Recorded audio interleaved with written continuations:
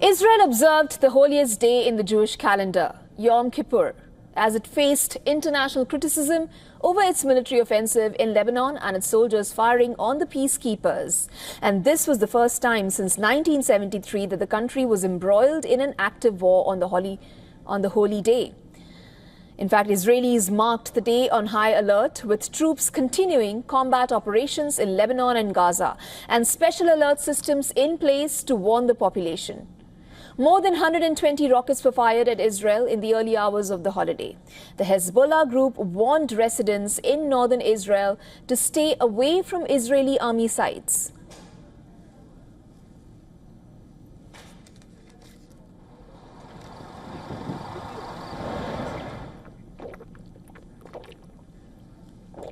As the holy day got underway, Israel faced diplomatic backlash. And this was over its strike on a UN peacekeeping position in southern Lebanon.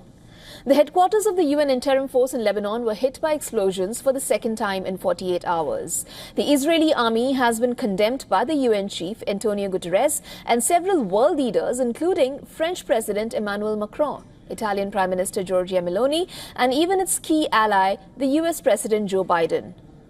Nicaragua has broken off diplomatic relations with Israel, calling the Israeli government fascist and genocidal. The Israeli military, meanwhile, has pledged to carry out a thorough review. Israeli forces fired at a watchtower used by UN peacekeepers on Friday, injuring 2. That's according to a UN source. It's the third day in a row peacekeepers at headquarters in Naqoura have reported Israeli fire at their positions. Lebanese caretaker Prime Minister Najib Mikati condemned the incident as a crime. It comes amid Israel's war against Hezbollah militants, with its latest attack in Beirut on Thursday night killing more than 20 people and injuring over 100, Lebanese authorities said. 3 security sources said the target here was a senior Hezbollah official who survived.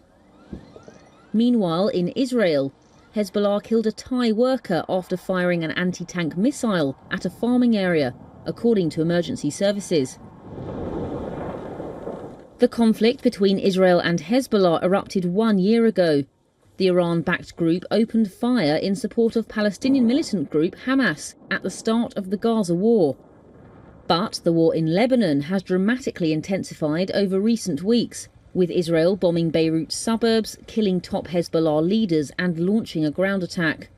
The UN source said that along with the tower that came under fire on Friday, troops also breached the perimeter of another peacekeeping base they'd fired at the day before.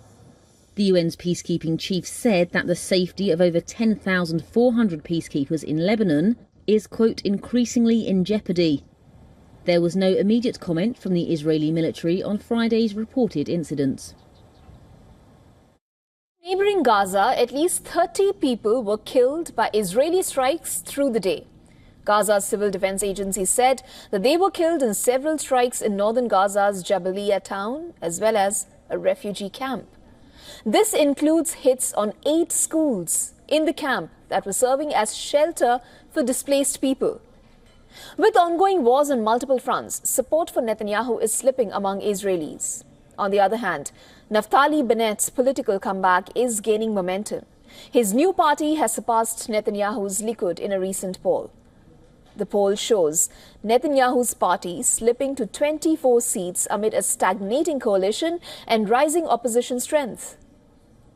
Meanwhile, the opposition bloc has strengthened to 58 seats. The latest mandate poll reveals that the coalition's recent gains, which had surged amid the conflict with the Hezbollah, have hit a roadblock once again.